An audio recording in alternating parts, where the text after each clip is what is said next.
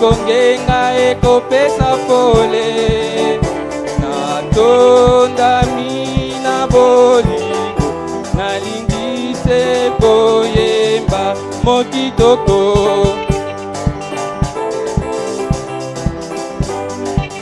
ngenga ekopesa pole natonda mina bolingo nalingise koyemba.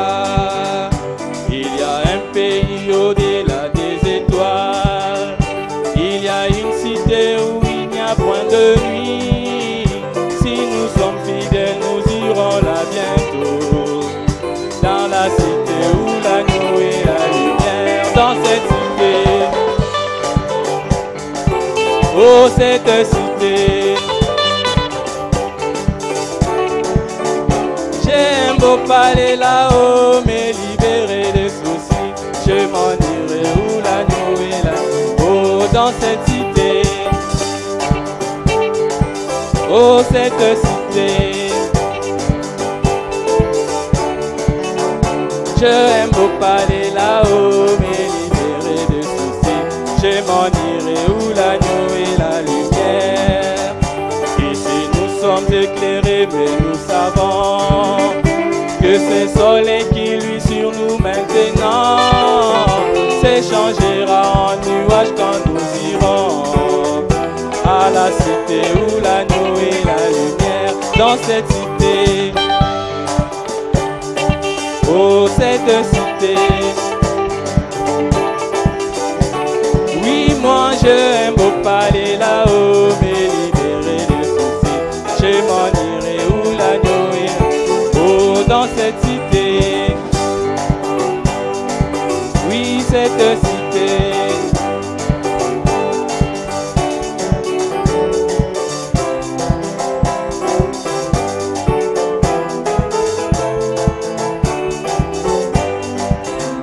là il y a des fleurs à jamais et le jour sera un jour éternel et pas de nuit. Nos larmes seront essuyées à jamais dans la cité où l'agneau est la lumière. Dans cette cité, oh cette cité, oh oui moi je aime beau parler là-haut, mais libéré de soucis. Oh dans cette cité, cette cité,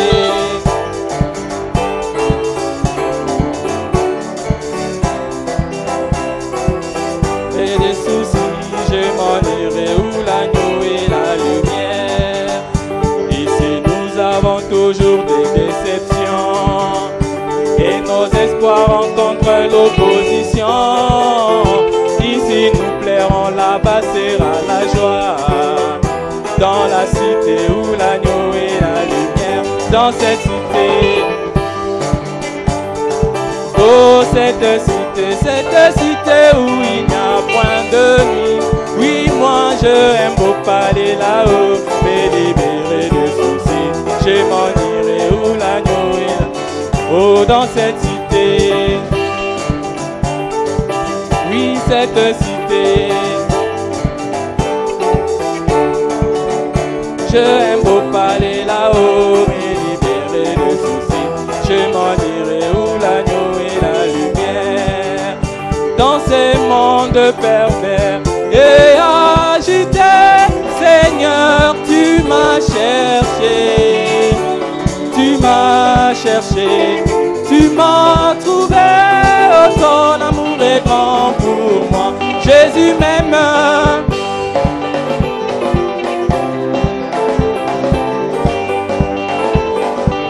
Oh Jésus m'aime, Jésus m'aime, il m'aime, il m'aime, il est mort. Oh Jésus m'aime,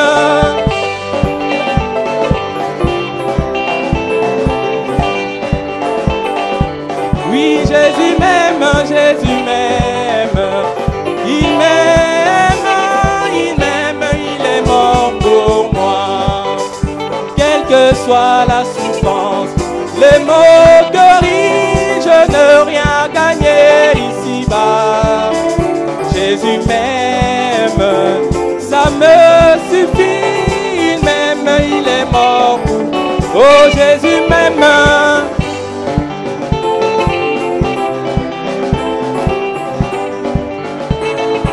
Oh Jésus m'aime, Jésus m'aime. Il m'aime, il m'aime, il est mort. Oh Jésus m'aime.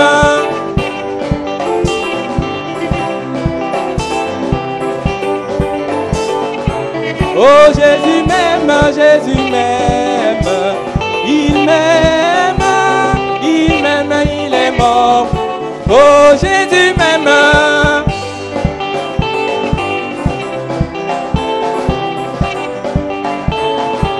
Oui, Jésus m'aime, Jésus m'aime.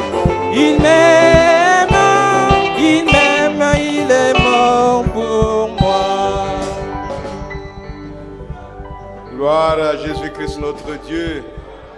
Est-ce que tu crois que Jésus t'aime? Tu crois qu'il t'a aimé bien avant la fondation du monde? Oh, que son nom soit glorifié. Je vous salue tous au nom du Seigneur Jésus-Christ. Lèvons-nous pour lire la parole de Dieu. Est-ce que vous aimez la parole? Gloire à Jésus-Christ notre Dieu. La parole de Dieu, c'est notre vie. Nous devons respirer la parole de Dieu. Nous mangeons la parole, nous parlons de la parole, nous respirons la parole. Tout c'est la parole pour nous. Et qui nous nous allons prier le Seigneur. Seigneur Jésus, nous te remercions pour ton amour, ta bonté, ta miséricorde. Merci parce que tu as dit que lorsque nous réunissons à ton nom, tu seras avec nous. C'est pour cela que nous nous remettons entre les mains de ton Père, afin que ton Père puisse nous sanctifier par sa parole et que ton nom soit glorifié au milieu de nous. Père Céleste, bénis le cœur de chacun qui va recevoir la parole de Dieu.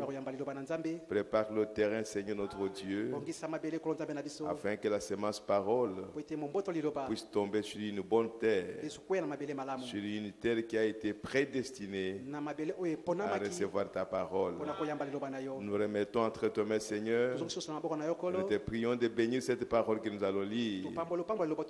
Et sois avec nous, Père bien-aimé, pendant ces quelques temps que nous sommes ici, en train de nous préparer pour ton retour. Nous attendons à toi, Seigneur notre Dieu. Sois béni, sois lui à jamais. Dispose le cœur de chacun et donne l'attendement spirituel à chacun pour que nous puissions nous ouvrir nos cœurs et recevoir ta parole. La parole qui va nous changer, la parole qui va nous redresser, la parole qui va nous édifier, la parole qui va nous transformer, afin qu'en sortant d'ici, Seigneur, nous puissions sortir des hommes changés et de nouvelles personnes à Jésus-Christ. Accorde-nous cela, Père bien-aimé, au nom de ton Fils, le Seigneur Jésus-Christ. Amen. Amen. Ouvrons nos Bibles dans Genèse chapitre 1er. Genèse chapitre 1er. Nous lisons le verset 11. Genèse chapitre 1er. Nous lisons le 11e verset. Puis Dieu dit que la terre produise de la verdure, de l'herbe portant de la sémence, des arbres fruitiers donnant du fruit selon leur espèce, et ayant en eux leur sémence sur la terre. Et cela fut ainsi. Que Dieu bénisse sa parole au nom du Seigneur Jésus-Christ. Vous vous asseoir. Combien croient ici que Dieu existe? Ah, que Dieu vous bénisse richement. Comment est-ce que Dieu ne peut pas exister quand vous existez? D'où venez-vous alors si Dieu n'existe pas? Que cette question soit posée à quiconque vit sur la terre. Et nous allons voir quelque chose dont les prophètes ont parlé. Nous sommes toujours dans les âges de l'Église. Et nous sommes dans l'âge de Pergame. Le troisième âge de l'Église. L'Église est un enfant qui est âgé de 7 ans. Et à la 7e année, l'Église a grandi, et puis l'Église est arrivée à maturité. Il n'arrivera pas au 8e année. Seulement 7 ans. Et après, cette Église sera enlevée. Alors, Frère Branham a découvert ces différents âges de l'Église et les différentes périodes pour chaque âge. C'est une étude très profonde qu'il a faite. Alors qu'il y a eu des théologiens qui ont aussi exploité l'Apocalypse, mais ils n'ont pas pu découvrir cela. Mais lui, qui n'a même pas étudié, il a fait juste l'école primaire, mais par le Saint-Esprit, il a compris ce que Dieu a fait. Il a compris ce que l'histoire parlait de la parole de Dieu. En fait, l'histoire de ce monde, les événements qui se passent, tout cela parle du programme de Dieu. C'est pourquoi Jésus a dit, quand vous verrez les choses sur la terre, comme au temps de Noé, c'est l'histoire, c'est la vie des hommes. Quand vous verrez les choses sur la terre, comme au temps de l'autre, c'est aussi l'histoire, c'est la vie des hommes. Ce sont les événements qui se sont passés. Alors, sachez bien que le Fils de l'homme se révélera sur la terre. Donc tout cela décrit le programme de Dieu. C'est pourquoi un chrétien, il ne peut pas voir les événements qui se passent, que ce soit les événements politiques, les événements scientifiques, économiques, sociaux, n'importe quel événement qui se passe sur la terre, cela a une explication spirituelle. Cela a une application spirituelle. C'est pourquoi nous vivons dans un monde que nous ne connaissons pas. Mais avec la parole de Dieu, nous pouvons voir clair les choses qui se passent. C'est pourquoi Frère Branham a parlé, a prêché sur les événements modernes rendu clair par la prophétie.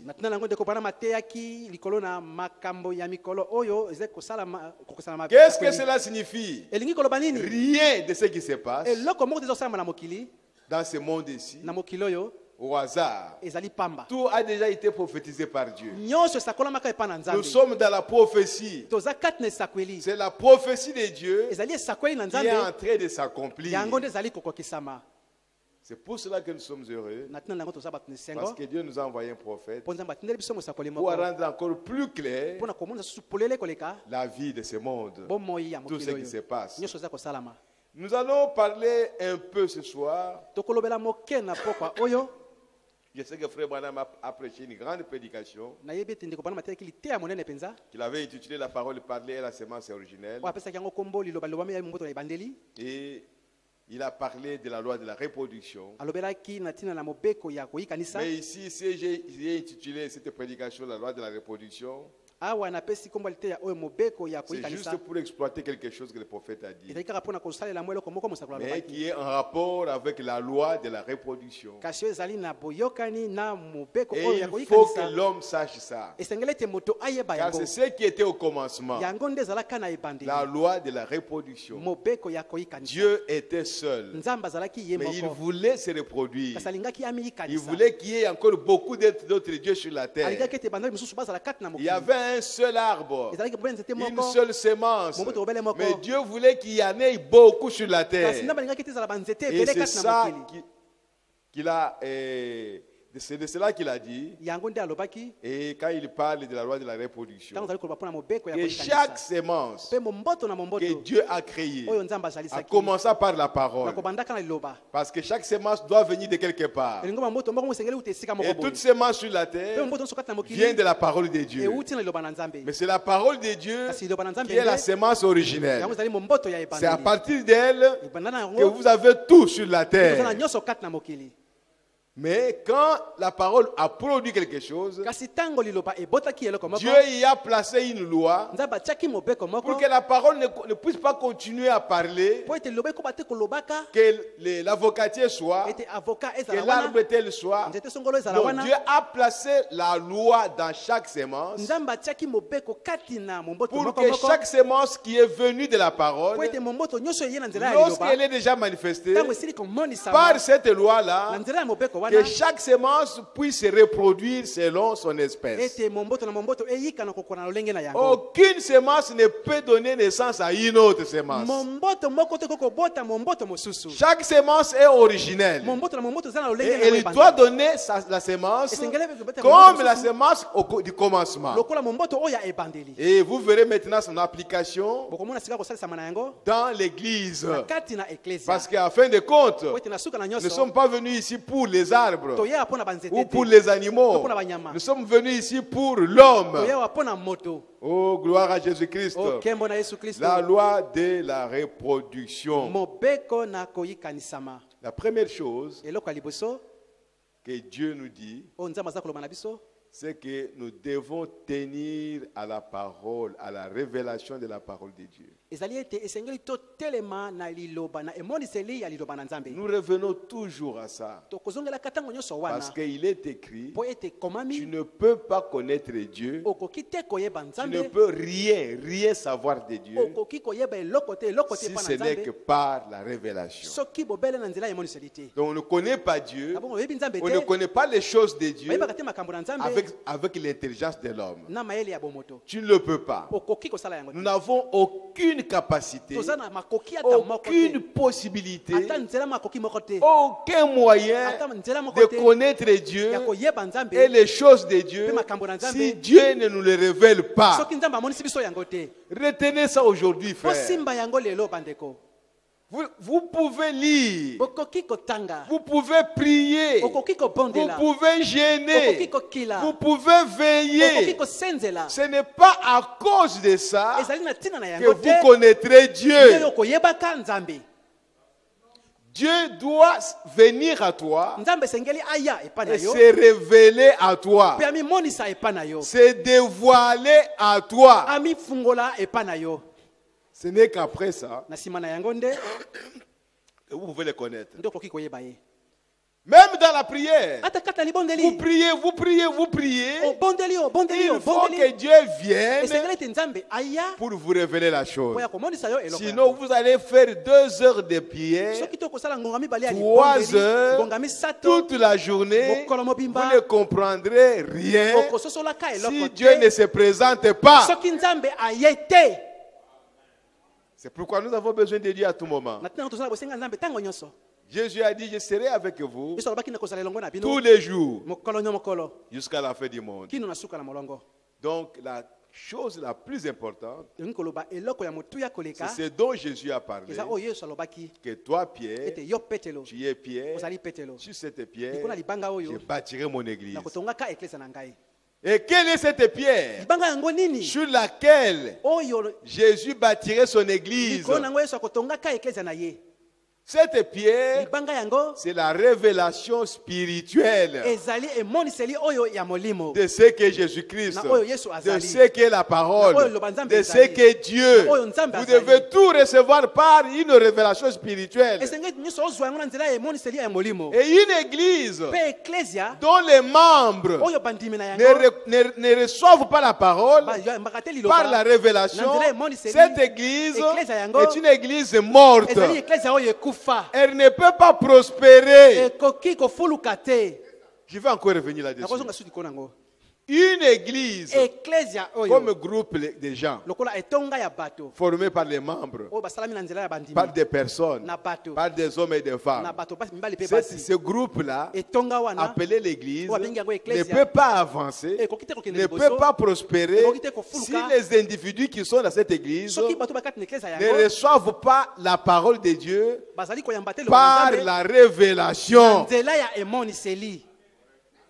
Vous ne pouvez pas avancer. Nous ne pouvons pas prospérer. Moi, en tant qu'individu, toi, en tant qu'individu, tu ne peux pas prospérer si Dieu ne t'inspire pas ta parole. Tu ne peux pas. Tu ne peux pas prospérer avec ton intelligence ou la connaissance intellectuelle. C'est-à-dire tu connais beaucoup de choses. Branham a dit ici, Branham a dit ici, Branham a dit ici. Vous lisez ça, vous comprenez, vous retenez ça, mais si vous ne recevez pas l'explication spirituelle venant de Dieu seul, tu ne peux pas prospérer. Tu ne peux pas devenir spirituel. Impossible. Tu viendras toujours ici, tu sors, tu rentres à la maison, tu reviens toujours ici, toujours charnel, jamais spirituel. Tu vas toujours continuer à juger les choses charnellement, intellectuellement, mais pas spirituellement. Quelque chose qui arrive, la parole de Dieu revient pour te dire que ce qui est arrivé ici, voilà ce que dit la parole. Et voilà comment toi tu dois te comporter. C'est alors que vous pouvez prospérer. Mais si la parole ne vient pas, pour les événements qui viennent autour de vous, mais vous les comprendrez charnellement et vous les jugerez charnellement. Alors s'il faut se battre, alors on va se battre. Parce que cet événement-là vient pour qu'on se batte. À moins que tu reçoives une inspiration ou une révélation spirituelle qui va te montrer, non, c'est un test qui est venu pour toi. Et à ce moment-là, tu ne vas pas te battre. Parce que tu comprends que c'est un test. Maintenant, il faut faire tout pour vaincre le test. Oh, merci Seigneur Jésus. Lisons quelque chose dans l'exposé de cet âge. Je suis à la page 163. Frère Branham me dit ceci, juste au premier paragraphe. Il a dit que sa parole était la vie. Mais si moi je n'ai pas la vie de Dieu, mais comment je peux prétendre dire que j'ai la parole de Dieu? Soyons vraiment humbles aujourd'hui, simples. Parce que nous ne pouvons pas continuer à parler de Dieu si nous ne savons pas ce que Dieu s'attend de nous. Il a dit que sa parole était la vie. Jean chapitre 6 verset 63b. Mais c'est exactement ce qu'il est.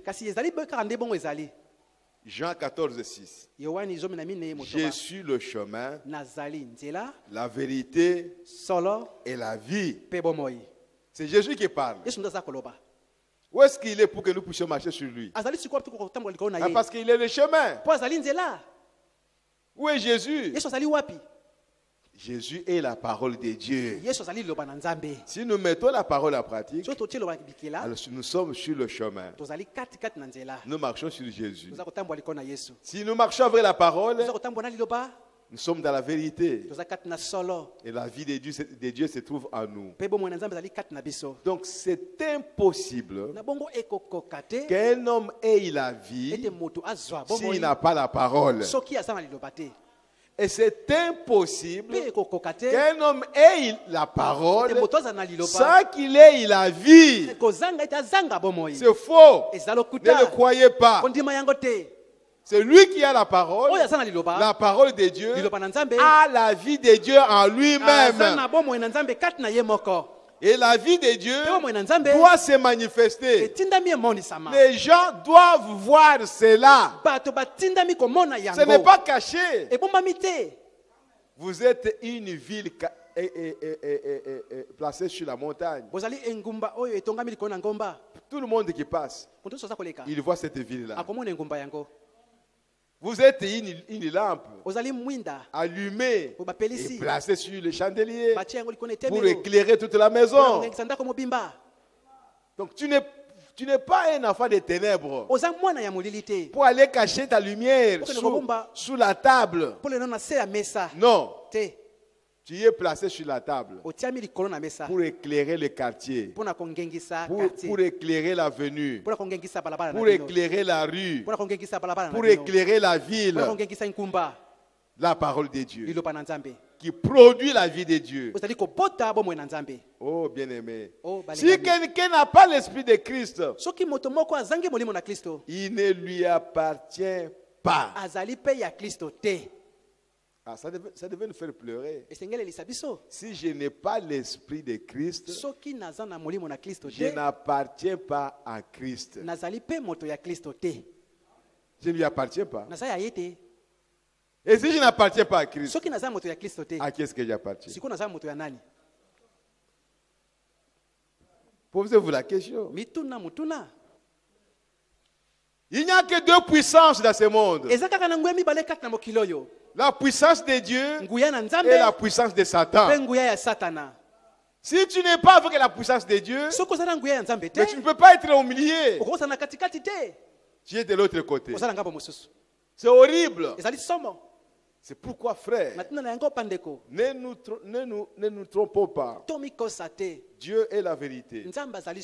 Si vous croyez en lui, demeurez avec lui et demeurez avec sa parole. Et la vie de Dieu sera en vous. Et vous allez la manifester. Et le monde verra ça. Et il glorifiera notre Père qui est au ciel. Il dit voilà, il est esprit et il est vie.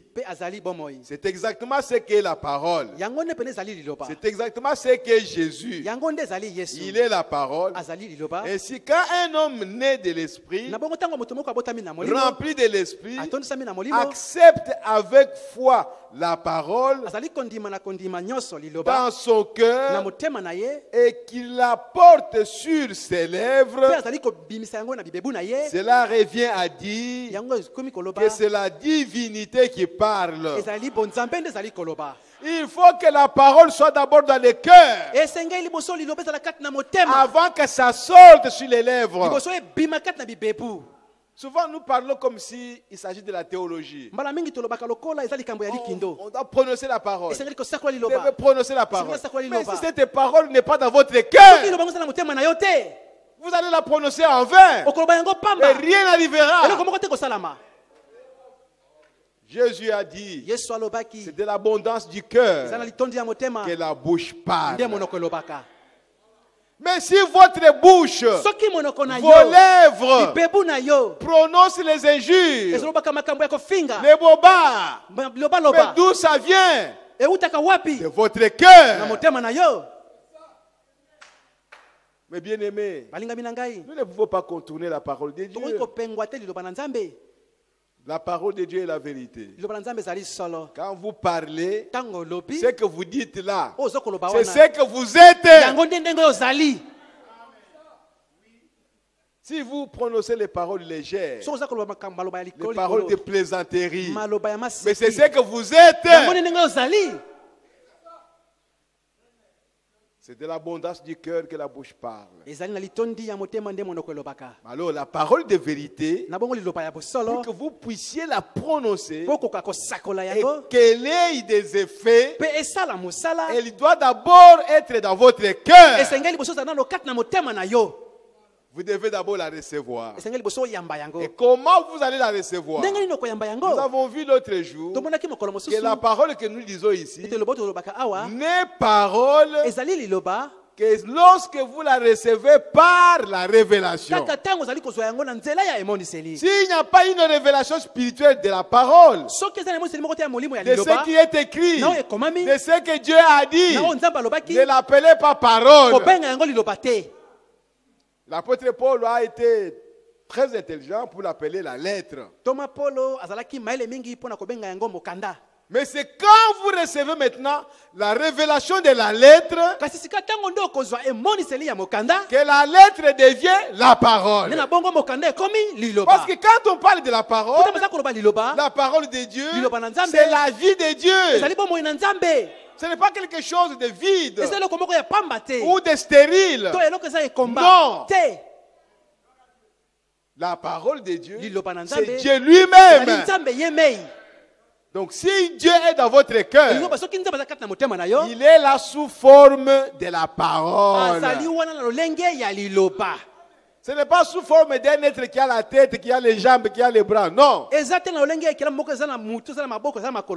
il est en vous sous forme de la parole, sous forme de la lumière. Parce que Dieu est lumière. Alors quand maintenant vous prononcez ces paroles qui sont dans votre cœur, que vous avez reçues par révélation, les paroles qui sont Dieu, quand maintenant vous les prononcez par les lèvres, ce n'est pas toi qui parles maintenant. Là c'est Dieu qui parle. Oh frère, c'est pourquoi Josué pouvait dire: Soleil, arrête-toi là. Quel pouvoir a Josué? Quelle puissance a cet homme pour arrêter le soleil? Et tous les systèmes solaires s'arrêtent. Josué, un homme. Non, ce n'est pas Josué qui a parlé. C'est l'auteur du soleil qui a parlé. C'est le créateur qui a parlé. Il n'y aura ni pluie ni rosée sauf à ma parole. Mais c'est Élie qui parlait. Mais ce n'est pas Élie. Élie est un homme. Quel pouvoir il a pour arrêter le soleil et la pluie pendant 3 ans et demi? C'est Dieu qui parlait. Parce qu'il était dans le cœur d'Élie, sous forme de la parole. Et toute parole qu'il devait prononcer, cela devait s'accomplir. C'est ça le secret de Dieu. C'est pourquoi nous disons souvent manger la parole de Dieu. Oui, frères et sœurs. Frère Branham me dit, toutes les montagnes doivent s'en aller. Satan ne peut pas résister à un tel homme. Un homme qui est rempli de la parole, qui est rempli de l'esprit de Dieu. Quand il prononce la parole, Satan ne peut pas résister. Donc tu n'as pas le pouvoir sur Satan par ta force, ou par ton intellect, ou par ton intelligence. Tu n'as aucun pouvoir sur Satan. Le pouvoir que nous avons sur Satan, c'est par la parole de Dieu. Satan ne peut te craindre que lorsqu'il voit la parole en toi. Lorsque tu es vide, il ne te craindra pas. Au nom de Jésus, que Paul prêche, mais cette parole n'était pas en lui. Au nom de Jésus, que Paul prêche. Le démon regardait. Il dit, mais il n'a pas la parole en lui. Il ne fait que prononcer les choses qu'il a écoutées et dire les gens. Parce que tu n'as pas la parole. Et le démon est sauté sur ces gens. Ils se sont rendus maîtres de ces gens. Ils les ont battus.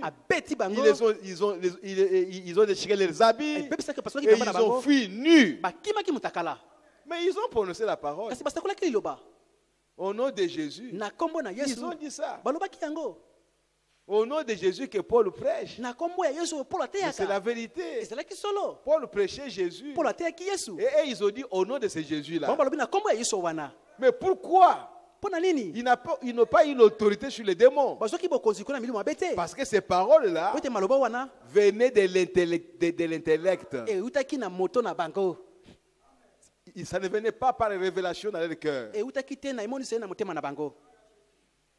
C'est pourquoi ne prononcez pas le nom de Jésus en vain. La Bible dit que personne ne dise que Jésus est Seigneur si ce n'est par l'Esprit de Dieu. Amen. Amen. Frère Branham me dit, si seulement l'Église, là-bas, dans ce troisième âge, donc l'âge de Pérgame, ça n'était tenu à la révélation de la parole vivante, au milieu d'eux, la puissance de Dieu n'aurait pas diminué comme elle l'a fait dans cet âge de ténèbres. Si nous ne tenons pas à la révélation de la parole de Dieu, les ténèbres viendront. Parce qu'il n'y aura pas de lumière. La lumière, c'est la parole de Dieu. Si je marche de la lumière, c'est que je marche avec la parole que j'ai reçue par la révélation. C'est-à-dire que j'ai reçu la compréhension de la parole venant de Dieu lui-même. Dieu m'a expliqué sa parole. C'est ça la révélation. C'est-à-dire l'explication de Dieu lui-même. Pas d'un prédicateur. Moi, je vais vous expliquer la parole toute la journée. Si Dieu n'intervient pas pour vous l'expliquer dans votre cœur, vous ne comprendrez pas. C'est cette explication de Dieu-là que nous appelons la révélation spirituelle. Que Dieu nous enseigne. Parce qu'il est écrit dans les prophètes, ils seront tous enseignés de Dieu. Si Dieu ne vous enseigne pas, l'homme peut vous enseigner toute la journée. Vous ne comprendrez pas la parole. C'est en vain que nous nous glorifions. Moi, je connais la parole. Moi, je suis docteur. Moi, je suis apôtre. Moi, je suis ceci et cela. C'est en vain. Vous n'êtes qu'un canal par lequel Dieu passe pour que sa parole puisse aller jusque dans les cœurs de ses enfants, afin qu'à partir de là, Dieu puisse révéler sa parole à ses enfants. Dieu ne révèle pas sa parole à partir des prédicateurs, non. Non. Qu'on ne vous trompe pas. Le prédicateur n'est qu'un instrument que Dieu utilise pour que la parole puisse passer par les oreilles, parce que vos oreilles écoutent ce que son semblable parle. Et vous recevez ça. Et si vous recevez cela, maintenant Dieu descend jusque dans ton cœur. Et quand il te révèle ça, tu es dans la joie. Tu loues le Seigneur. Oh, merci Seigneur, parce que Dieu t'a révélé la chose. Et quand il te révèle la chose, il grave ça dans votre cœur. Cela ne quittera pas le cœur. S'il a placé dans ton cœur pour que cela puisse te servir pour une circonstance donnée, cette parole va attendre là. Jusqu'au moment où cette circonstance-là viendra, et la parole va se manifester, et tu vas maintenant soutenir la chose. C'est pourquoi nous disons manger toute la parole, parce que nous ne savons pas les différentes circonstances qui viendront dans votre vie. À chaque situation dans la vie, il y a une parole appropriée. Il faut que ces paroles soient dans votre cœur. Oh frères et sœurs, que Dieu nous aide. Que Dieu nous aide. Et aujourd'hui, quand l'Église reviendra à la parole, avec foi, nous pouvons dire avec assurance que la gloire de Dieu et les merveilleuses œuvres de Dieu seront de nouveau au milieu d'elle. C'est ce que nous voulons voir.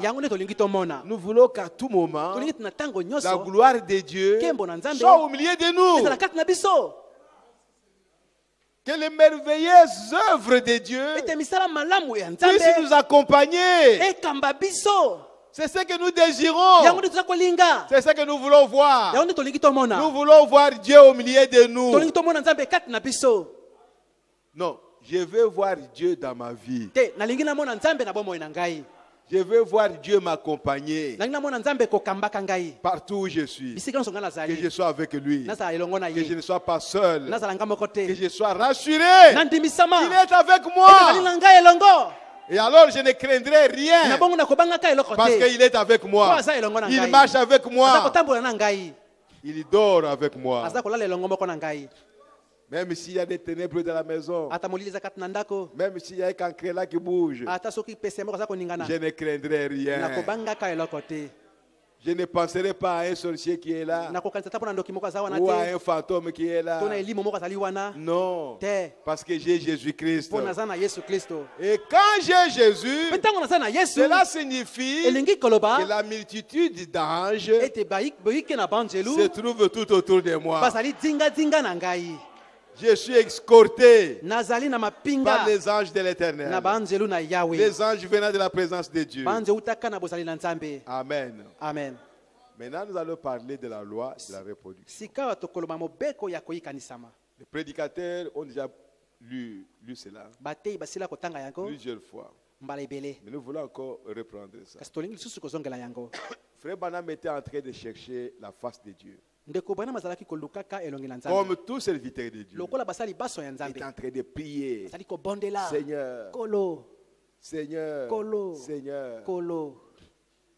À un moment donné, quelqu'un est venu, peut-être un ange.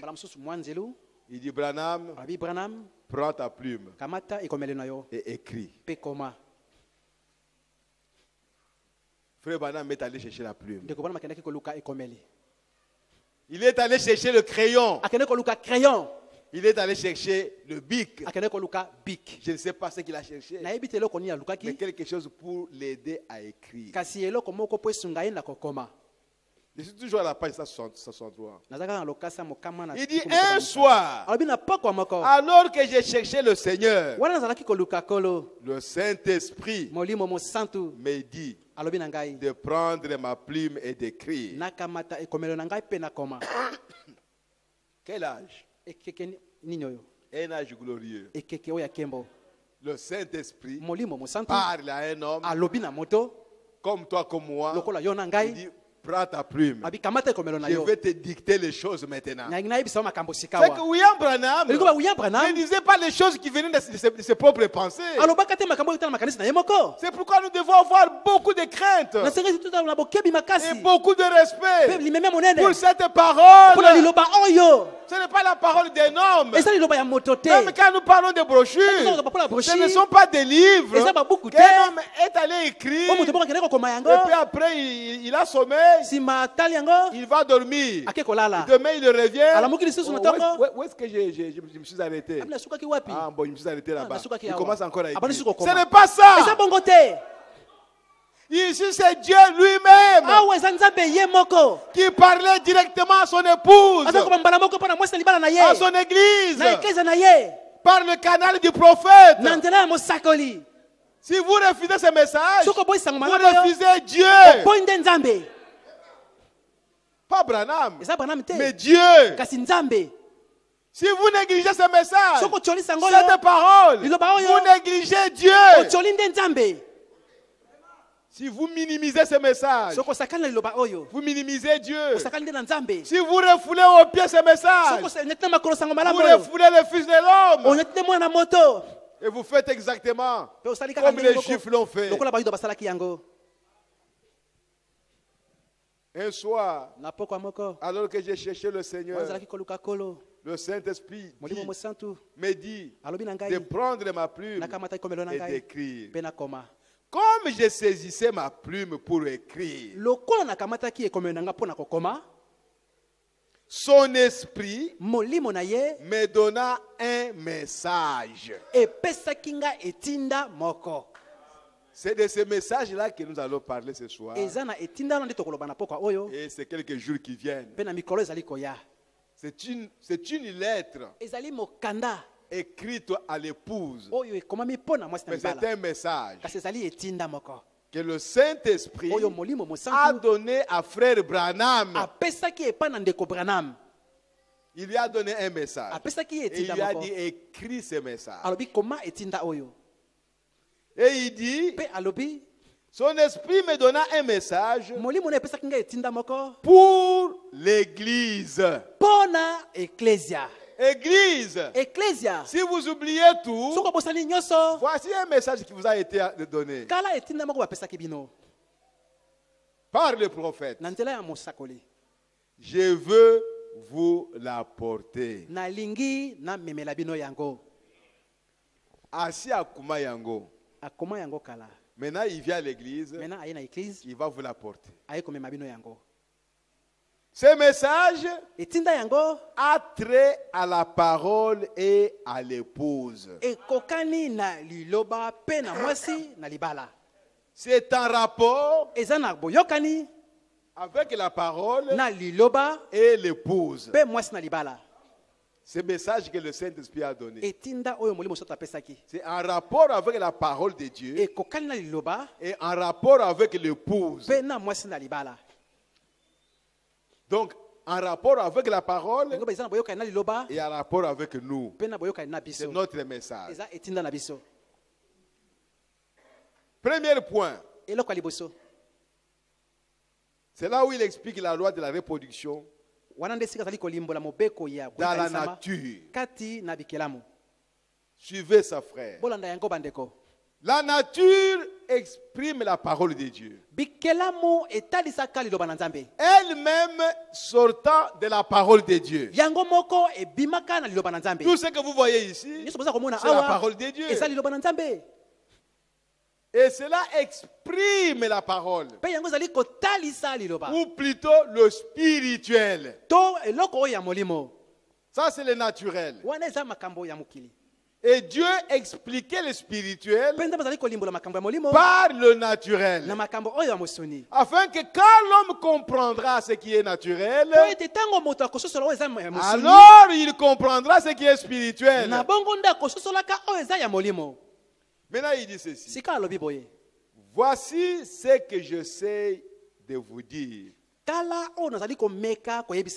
La loi de la reproduction veut que chaque espèce se reproduise selon son espèce. D'après Genèse 1, verset 11 que nous avons lu. Un homme, c'est une espèce. Un cochon, c'est une espèce. Une brebis, c'est une espèce. S'il y a reproduction de brebis, ça ne peut donner que des brebis. C'est ça la loi de la reproduction. Jamais un cochon ne donnera un canard dans sa reproduction. La loi de la reproduction qui est dans l'espèce cochon, quand les cochons s'accouplent pour se reproduire, jamais ils ne peuvent mettre au monde des canards. Jamais.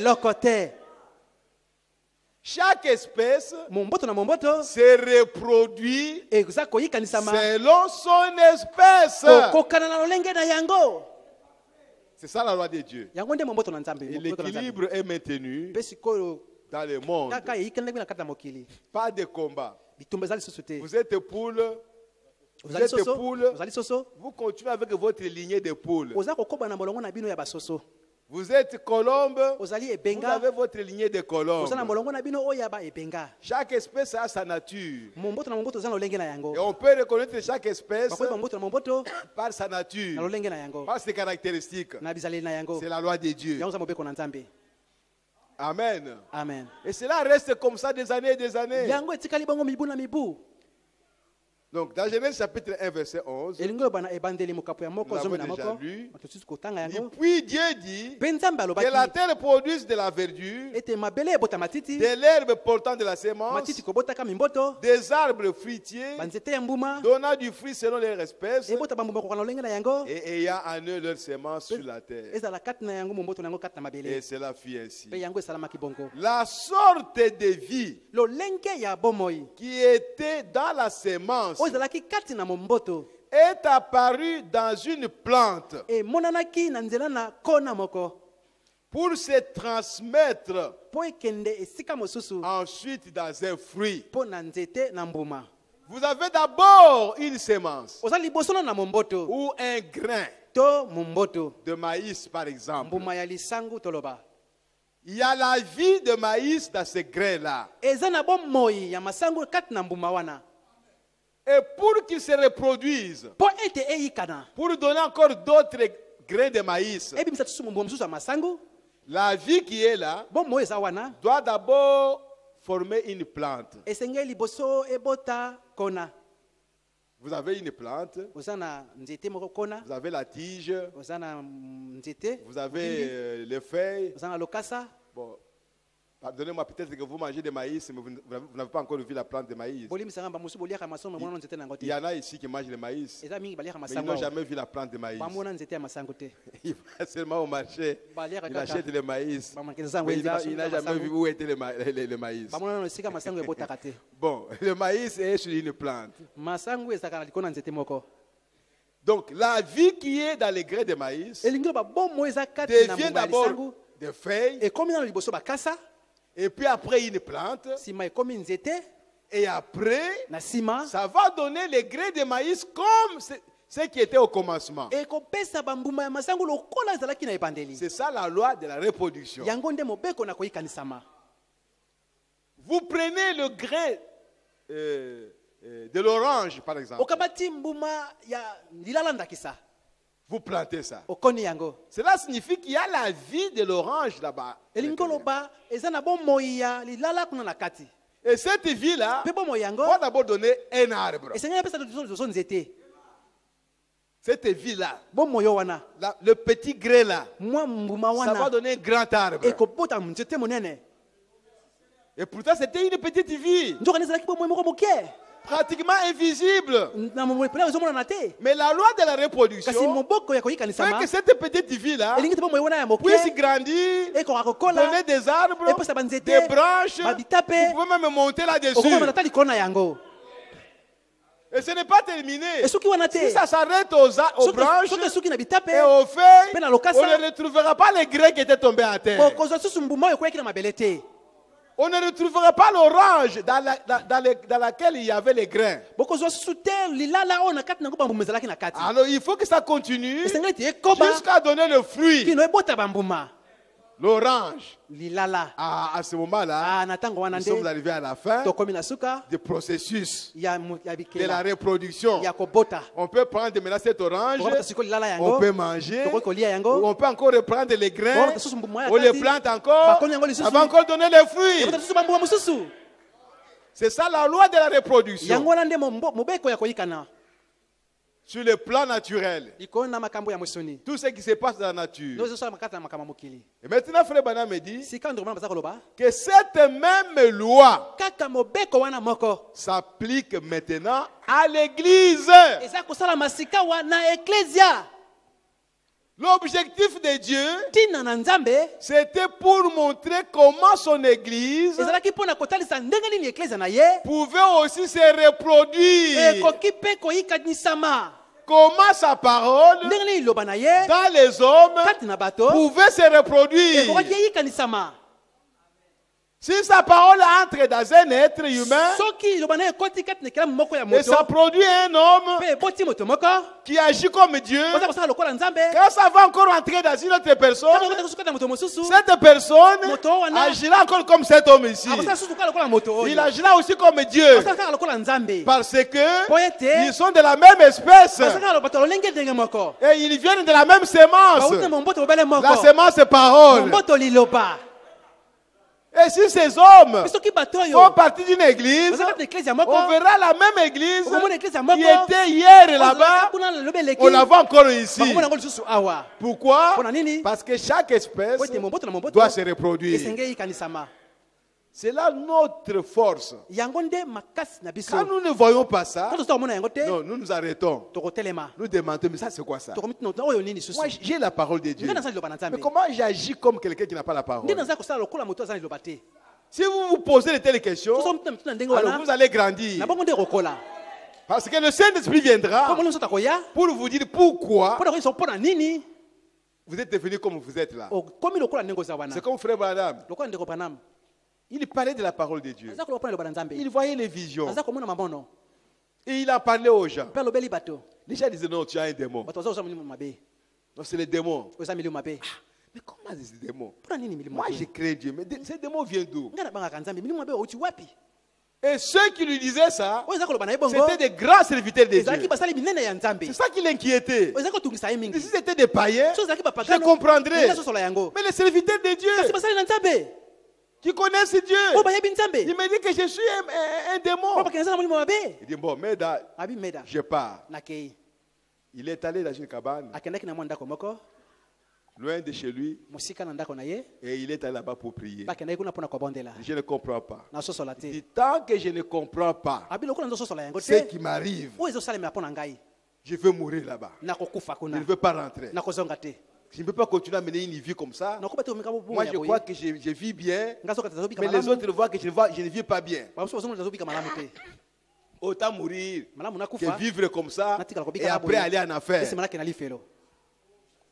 Et il est allé là-bas, il était assis sur un morceau de bois, en train de prier, de se demander, de se poser des questions.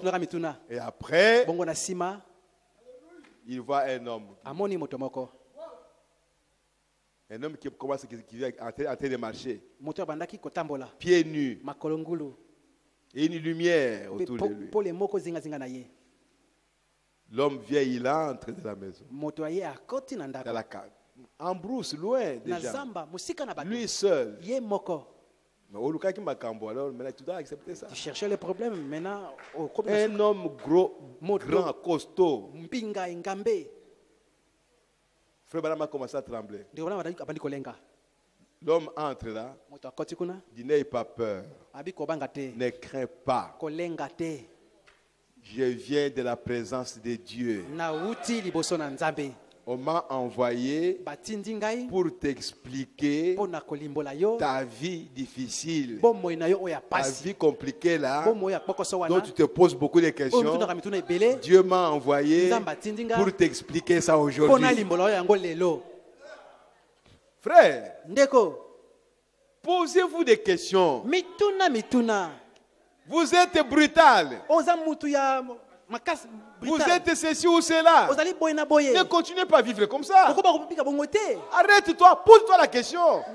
Seigneur, comment je dois me comporter comme ça? Est-ce que Paul aussi était comme ça? Est-ce que Branham était comme ça?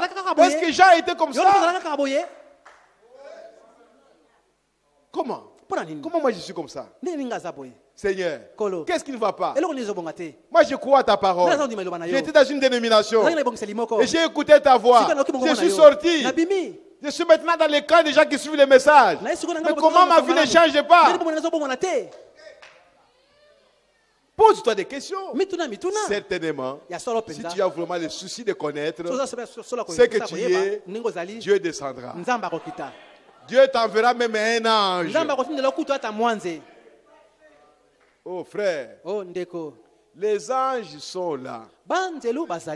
Ils sont au service de Dieu. Tout ce que Dieu fait, ce n'est pas lui-même Dieu qui vient. Non, non, non, non. Quand Dieu lui-même vient, c'est quelque chose de très très sérieux. Frère Branham m'a dit quelque part, je retrouverai ça, que quand il s'agit de quoi que ce soit, Dieu envoie les anges pour ses enfants. Mais quand il s'agit du salut de ses enfants, là lui-même vient. Lui-même vient.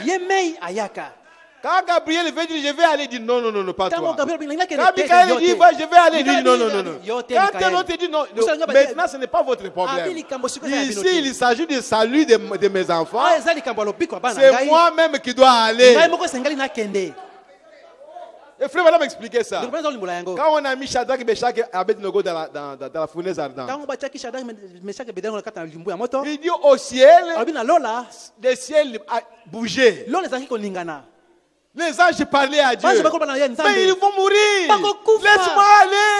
Ils vont mourir. Dieu a dit non. Personne ne peut aller. Ici c'est moi-même. Mais on est prêt à les jeter dans la fournaise.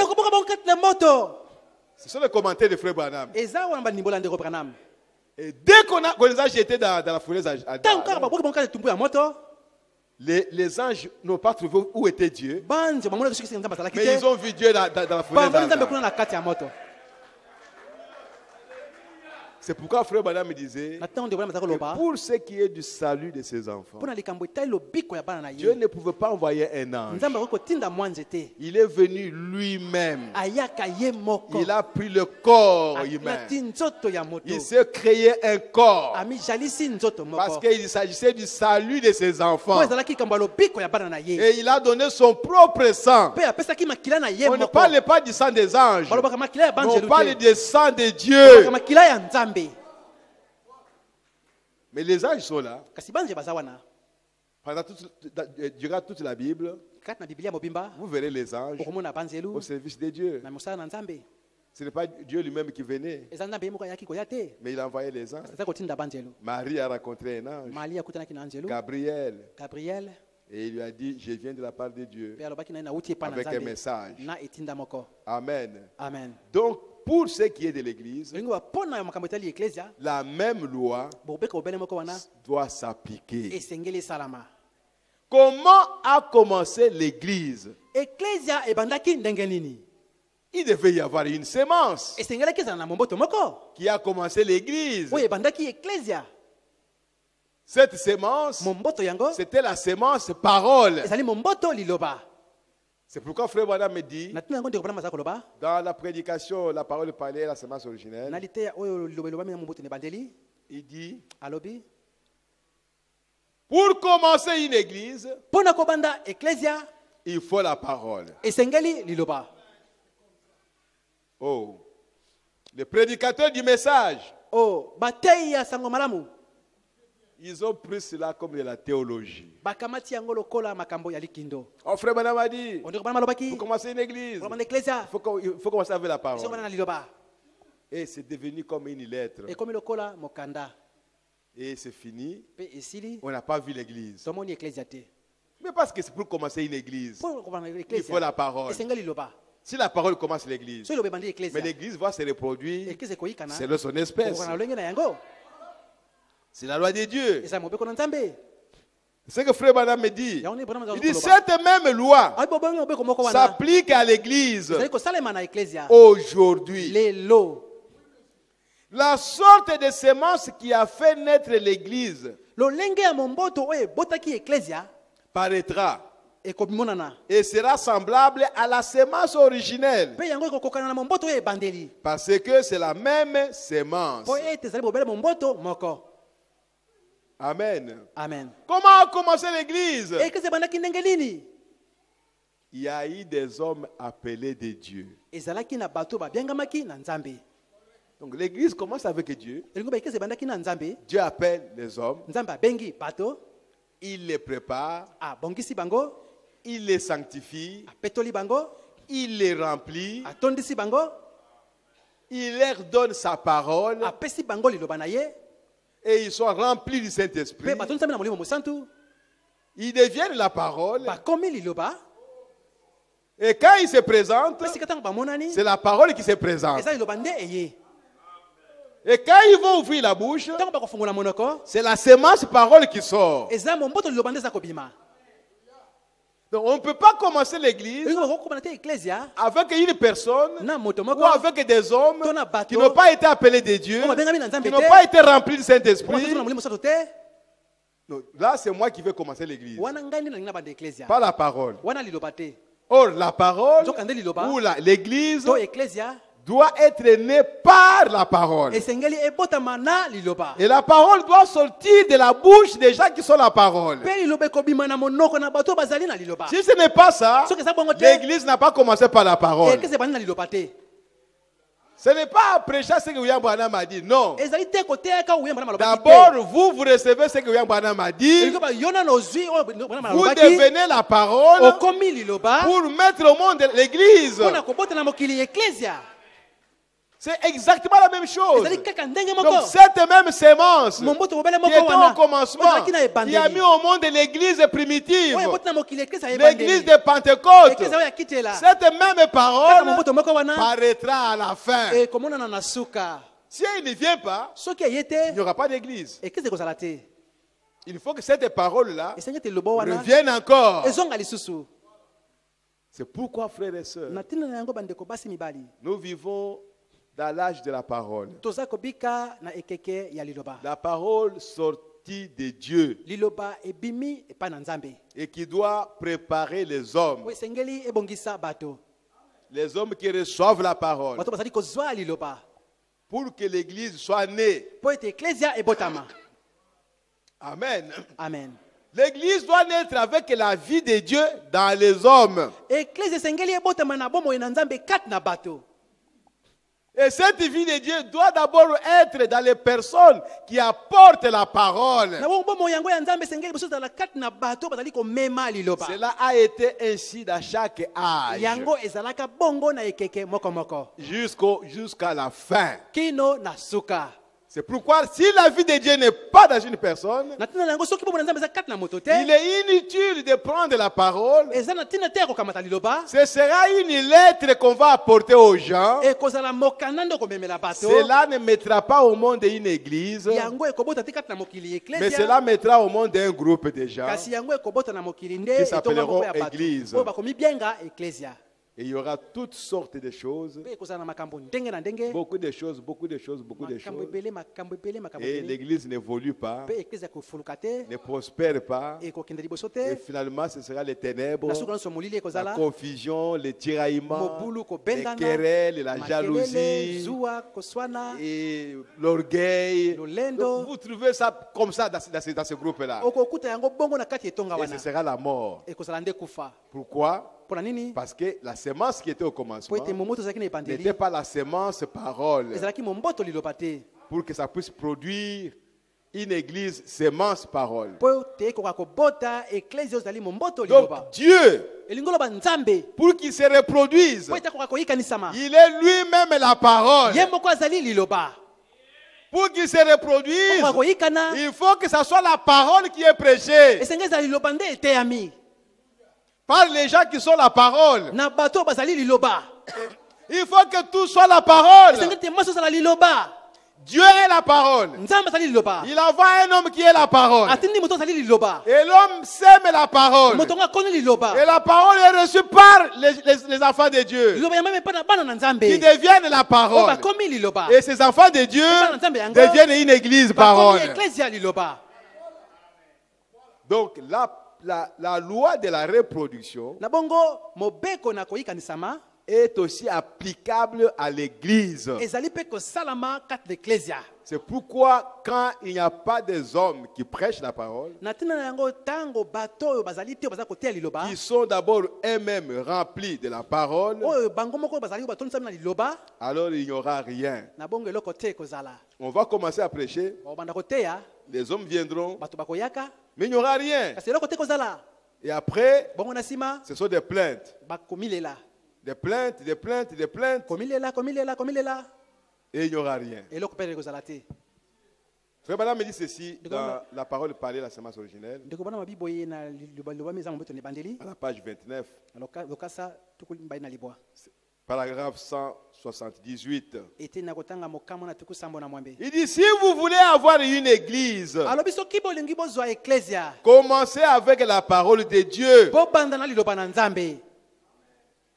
N'oubliez pas, frère, ce sont des choses très profondes. Nous avons vu que la parole de Dieu est parole de Dieu lorsque vous en avez reçu la révélation spirituelle.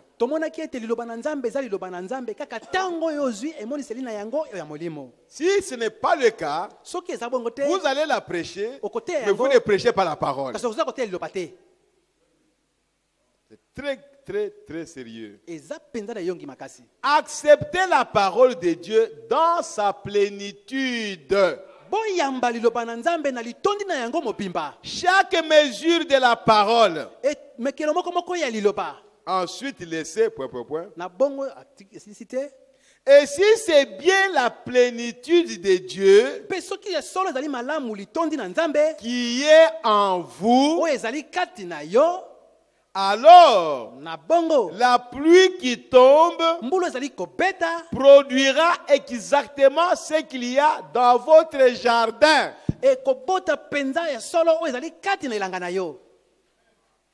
Amen. Amen. D'abord la parole que vous recevez par révélation. Et ensuite, la puissance de Dieu, la pluie de l'esprit va entrer dans votre cœur pour vivifier cette parole. Et vous avez une église parole qui est Dieu. Et qui agira comme Dieu. Et Dieu trouvera maintenant des endroits où il peut atterrir pour se manifester. C'est ça la volonté de Dieu. Quand il a créé ses enfants, il voulait qu'en passant par chacun de ses enfants, qu'il puisse manifester les attributs de Dieu. Et c'est ça le but qu'il poursuit maintenant. Si tu reçois la parole et que la parole demeure en toi, Dieu descendra pour vivifier cette parole-là. Donc l'église doit être produite de la même manière que toutes les autres plantes. Vous commencez avec la parole, vous terminez avec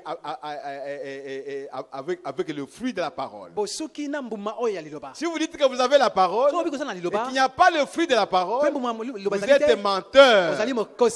Parce que chaque sémence doit se reproduire selon son espèce. La parole ne peut pas produire un homme menteur. Non. La parole ne peut pas produire un bagarreur. Non. Non, c'est faux. La parole produira le fruit de la parole. Des hommes qui sont doux, comme le dit la parole. Des hommes qui sont pleins d'amour, comme le dit la parole. Parce qu'au commencement, la parole est amour. bolingo. Dieu est amour. Nzambe azali bolingo. Dieu est paix. Nzambe azali kimia. Dieu est bonté. Nzambe azali bolamu. Dieu est tout ce que vous voyez comme des biens. Nzambe azali Alors si vous recevez sa parole, tango yambili loba na ye, cette parole produira en vous liloba ngo kobota kati na yo la même nature de Dieu. lolenge moko kaka oya nzambe. Et vous deviendrez aussi l'espèce de Dieu. Pe okokoma lolenge ya nzambe. Chaque semence se produira selon son espèce. Momboto na momboto ekobota kokokana na lolenge na yango. Chaque semence Momboto na momboto doit produire la même semence. esengele bota kaka momboto wana. Si c'est la semence de Dieu, Soki sa momboto na nzambe elle doit produire Dieu. ekobota nzambe. Tu dois devenir Dieu dans ta vie. Esengelo koma nzambe na bomoi na yo. Tu dois manifester les caractéristiques de Dieu. Esengelo monisa bisaleli na nzambe. Tu dois manifester la nature de Dieu. Esengelo monisa lolenge na nzambe. Pourquoi? Pona nini? Parce que vous avez la parole de Dieu en vous. Poza loba na nzambe kati na yo. Parce que vous êtes de l'espèce de Dieu. Po bozali bato lolenge ya Vous nzambe. ne produirez pas autre chose. Bokobota lolenge mosusu te. Si vous recevez la parole de Dieu. Soko sako liloba na nzambe. Mais si vous recevez la parole, la pensée d'un homme, Soko sako liloba vous produirez la nature d'un homme. Bokobota lolenge ya moto. C'est pourquoi Frère Branham a dit qu'il y a beaucoup de gens Ezana bato ebele. qui reçoivent les esprits des hommes. Obaza kozwa milimo ya bato. Et quand il marche, quand il parle, c'est cet homme-là qui marche, c'est cet homme-là qui parle. Nous ne voulons pas de ça. Tolingi yango te. Nous voulons que vous puissiez recevoir la semence parole de Dieu Kasi tolingi te bozwa momboto liloba na nzambe. qui doit produire la nature de Dieu en vous. Oyo kobota lolenge ya nzambe kati na De bino. façon que quand vous marchez, quand vous parlez, on voit Jésus-Christ marcher, on voit Jésus-Christ parler, on voit Jésus-Christ agir, on voit Jésus-Christ réagir. C'est ce que Dieu veut, mes frères et sœurs. Que le Seigneur vous bénisse richement. Gloire à Jésus-Christ notre Dieu. Oh, merci Seigneur. Nous allons continuer avec ce message que Dieu a reçu, ou que Branham a reçu pour son église, pour l'église du Seigneur Jésus-Christ. C'est très important. La suite viendra. Vous verrez que c'est uniquement la parole de Dieu. En dehors de la parole, il n'y a rien d'autre. Levez-vous. Nous allons prier le Seigneur. La loi de la reproduction. La loi de la reproduction. Chaque cultivateur qui va semer les arachides, il va s'attendre à récolter les arachides. Le cultivateur Dieu. Frère Branham me dit que Dieu est un cultivateur. Lui aussi il a un champ dans lequel il a jeté la semence. La parole dans les cœurs des gens, pour que cette parole puisse se reproduire. Oh mon frère, ma soeur, qu'est-ce que vous recevez chaque jour? La pensée de votre pasteur? Ou c'est quoi? Qu'est-ce que vous recevez? Vous êtes là pour apprécier un homme? Ou c'est quoi? Oh, notre pasteur vraiment, quand il prêche, oh là là, vous recevez la semence de l'homme. Ce n'est pas un problème de pasteur ici. Celui qui prêche, c'est le Saint-Esprit. Quand vous appréciez le Saint-Esprit, quand vous aimez le Saint-Esprit, quand vous appréciez le Saint-Esprit, alors la parole de Dieu entre en vous. Mais quand vous appréciez le pasteur, vous élevez le pasteur entre en vous. Le frère madame qui l'a dit. Le pasteur va s'établir en vous. Tu tournes à gauche, tu vois le pasteur. Tu vas à droite, tu vois le pasteur. Tu vois en avant, pasteur. Tu vas aller en arrière, pasteur. Mais où est Jésus-Christ? Où est le Saint-Esprit? Où est la parole de Dieu? Oh frères et sœurs, moindre chose qui se passe, tu vois cela par rapport à votre pasteur. Mais vous n'êtes pas sérieux. Ayez Jésus-Christ au centre de toutes les choses. Pas un homme. Le pasteur, quand il a prêché, il a fait son travail. Un serviteur inutile. Et il va s'asseoir sur la chaise. Lui aussi, il va se battre pour que Dieu entre en lui, pour que Dieu le conduise, pour que Dieu puisse purifier son âme. Oh frères et sœurs, que Dieu nous aide.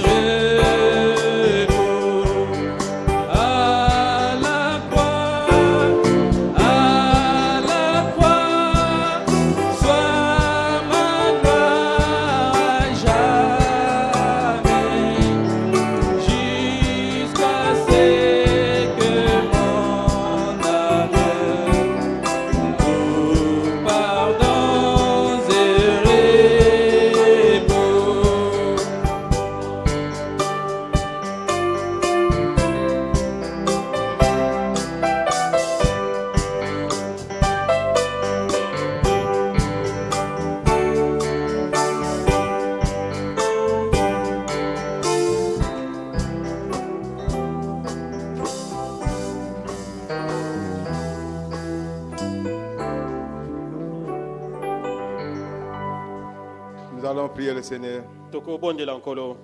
Père bien-aimé, Dieu Tout-Puissant, tu es le créateur de toutes choses. Et tu es celui qui a connu toutes choses avant la fondation du monde. Seigneur Jésus, cette parole était en toi. Mais un jour, tu as envoyé des prophètes pour annoncer ces choses, Seigneur Jésus. Et maintenant, nous croyons que tout ce que tu as dit, Seigneur, cela est la vérité. Et nous voulons aussi voir cela au milieu de nous, Père bien-aimé. Nous voulons voir la parole de Dieu se manifester au milieu de nous. Nous voulons voir la nature de Dieu se manifester au milieu de nous, à travers chacun de nous, Seigneur. Il n'y a personne qui vient ici, Seigneur, pour être mauvais, pour devenir méchant, pour devenir brigand, ou quoi que ce soit, Seigneur. Toute personne qui vient ici pour écouter ta parole, c'est pour devenir meilleur. Ainsi, Père, bénis chacun de nous, Seigneur. Soutiens chacun de nous, Seigneur. Révèle-toi à chacun de nous, Seigneur, pour que ta parole que tu as envoyée sur la terre dans ces derniers jours, qu'elle puisse produire ce qui était dans ta pensée, Seigneur. Des hommes et des femmes sur la terre qui ont confiance en toi et qui comptent sur toi et qui s'attendent à toi, Seigneur notre Dieu, à chaque instant de leur vie. Oh, qui t'aiment et qui aiment ta parole. Père bien-aimé, produis cette chose au milieu de nous, Seigneur. Oh Père, en dehors de ça, nous ne savons pas ce que nous pouvons demander. Qu'est-ce qu'il y a encore dans ce monde que nous pouvons envier, Seigneur? Nous envions ta nature à toi, qu'elle soit en nous, Seigneur. Oh Père, que chacun de nous te manifeste dans sa vie de chaque jour. Il n'y a que toi qui peux le faire. Tu as dépouillé Moïse de toute la nature égyptienne. Et tu l'as rendu humble, simple, vide. Et tu l'as rempli de toi, Seigneur, pour qu'il te serve. Père bien-aimé, après la croix, Seigneur, le sang de Christ a sanctifié chaque homme qui croit en Jésus-Christ. Père, si nous avons trouvé grâce devant toi, sanctifie-nous, Seigneur, par ta parole, et remplis-nous, Seigneur, de toi-même, pour que nous puissions marcher cette terre en nouveauté de vie, manifestant Jésus-Christ, le même hier, aujourd'hui et éternellement. Bénis chacun de nous, Seigneur. Ceux qui sont au loin, qui sont en train de nous suivre, bénis chacun, Seigneur. Tu connais les problèmes de chacun. Donne à chacun la solution à son problème. Bénis ton épouse à travers le monde, Seigneur. Car c'est cette parole que tu as envoyée pour préparer l'épouse, pour la rendre parfaite avant que tu viennes la prendre.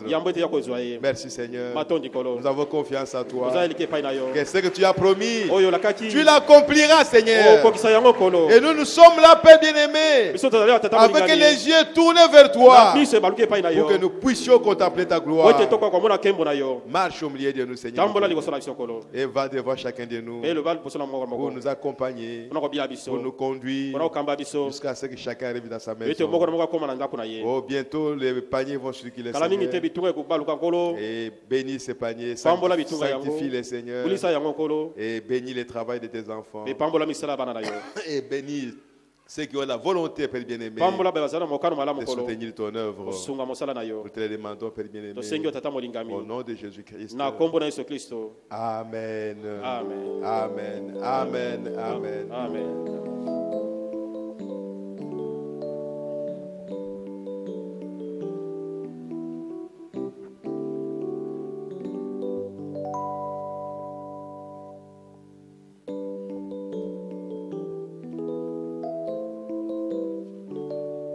Que le Seigneur vous bénisse richement. La parole de Dieu est éternelle. Quand vous l'écoutez dans l'église, vous arrivez à la maison, restez un moment dans sa présence pour essayer de revoir ce qui a été dit. Si tu peux capter quelque chose, si tu peux te souvenir de quelque chose que tu peux garder dans ton cœur, fais cela chaque jour et Dieu te bénira et il obtiendra ce qu'il veut de toi. Encore une fois, que Dieu vous bénisse richement. Et sur le chemin de retour, entrez dans la paix du Seigneur Jésus-Christ. Pendant qu'on prélève les offrandes, nous allons chanter pour louer notre Dieu.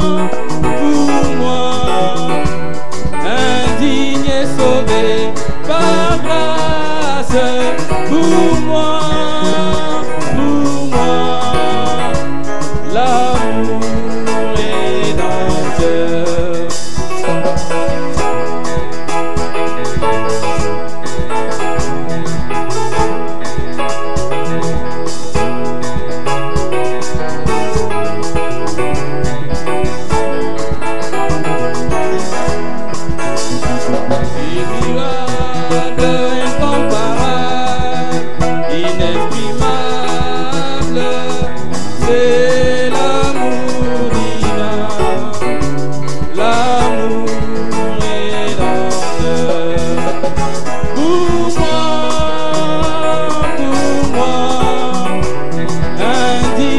sauvé par grâce pour moi,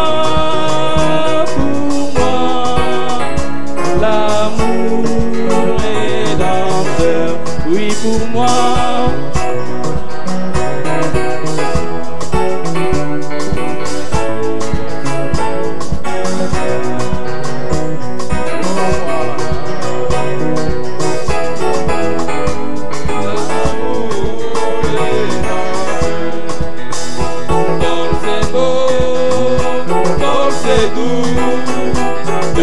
Donner c'est l'amour divin, l'amour rédempteur, oui pour moi,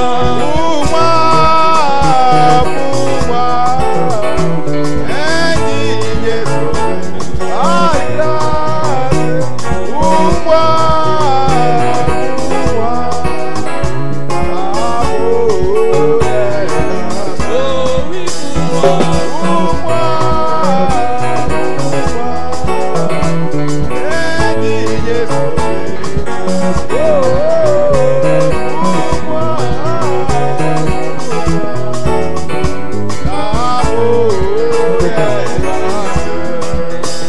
Pour l'amour que tu m'as donné, je te louerai, je te louerai. Pour l'amour que tu m'as donné, je te louerai, je te louerai, Seigneur.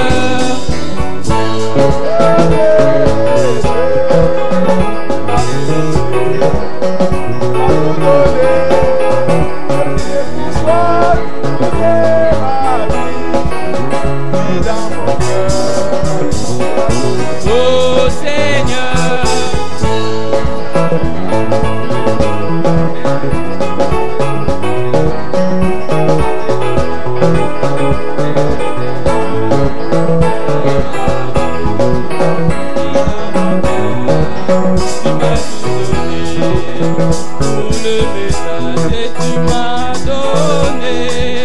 je te louerai, je te louerai pour le message que tu m'as donné.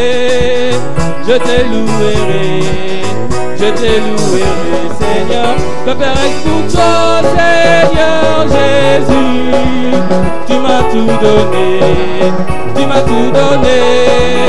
Je vivrai pour toi toute ma vie, vie dans mon cœur.